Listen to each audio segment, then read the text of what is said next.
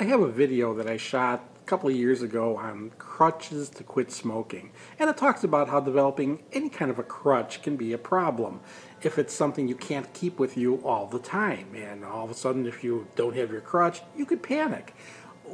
One kind of crutch I want to address this video too, though, is for people who carry around a plastic cigarette or a straw. Or I guess in this day and age, it could be an e-cigarette without nicotine in it, thinking somehow this is going to be a helpful crutch to help them not smoke. I want to point out a real major limitation of using a product like this. The problem is you keep thinking to yourself that somehow cigarettes really were good. Cigarettes really helped you to be able to do things. Cigarettes helped you to be able to celebrate things.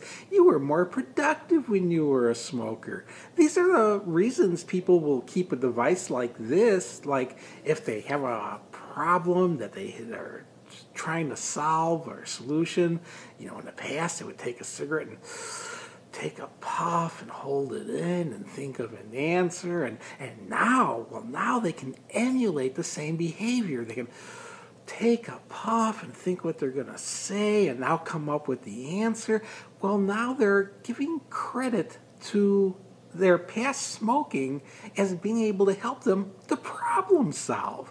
Now they're emulating the behavior, and they're looking back at this device in their hand, whether it's a straw, whether it's the pencil, whatever it is, a coffee stir. They're looking at it like, look how it helped them, do this. This is the thing with smoking. It never helped you do anything. It made you think it was helping you to do things. How it did it? Well, when you were having problem-solving tasks in the past, you couldn't really solve the problem until you smoked. You were going into withdrawal if you had a problem that went for too long.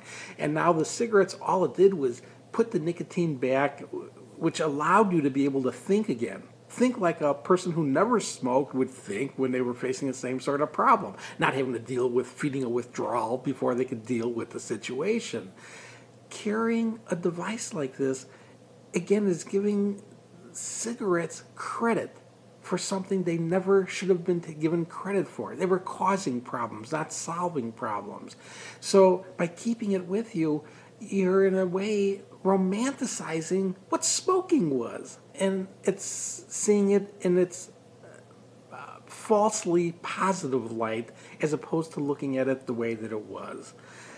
To me, it's like someone who's a recovering heroin addict keeping a needle around of some sort, a syringe, and if they have a real problem, the way they try to solve it was, they take their syringe and they put it in their arm and they jab until they can solve their problem. In a case like that, the person, again, is giving this false belief that their prior drug helped them in the past, and it wasn't. It was causing more problems than it was ever. It was never solving any of them. It's important for people to realize that everything they did with a cigarette, they can do without. If they were able to solve a problem when they were using, they also can solve that problem when they're not using. They will solve it better, and they will solve it faster, and they won't develop another problem at the same time by administering the drug. So when you look at these people who do this, realize they're not doing themselves a favor. They're not. They're prolonging an emotional attachment to something that they looked at as a good thing. Don't look at them as a good thing. Look at them for what they were. They were so annoying at the end. They were so problematic, whether they were causing you physical detriments, whether they were just costing too much money, whether they were causing you social problems, whether they were affecting you professionally. Still, look at them as they were at the end, the total package deal of being a smoker. And the more you remember that, the more you're going to look fondly at these days when you don't have to be that way anymore, as opposed to fantasizing about how wonderful it was when it was never that wonderful.